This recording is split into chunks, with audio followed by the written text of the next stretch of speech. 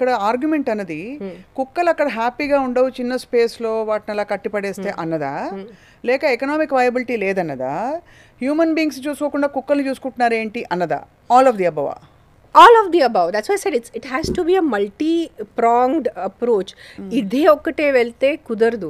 I have a very good solution, and all the dog lovers who are listening to me, nizanga meeku kukkalani పిల్లిలు వదిలేయండి, ఆవులు వదిలేయండి, కుక్కలు అంటే ఇష్టం అంటే మీరు ఇది ఒకటే చేయొచ్చు, which I have been saying for the last 1 year.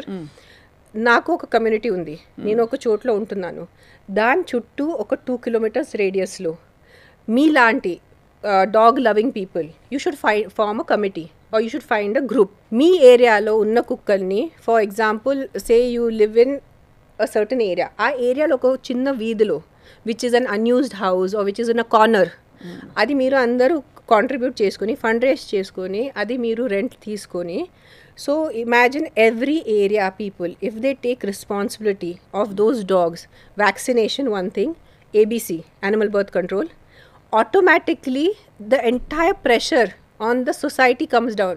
If individual starts taking, అందరికీ అయిపోతుంది ఇప్పుడు ధర్నా చేయాలి, ధర్నా చేద్దామని వెళ్ళిపోతారు 1 లక్షల మంది, ఆ 1 లక్షల మందిలో ఎంతమంది నిజంగా డే టు డే చేయగలరు?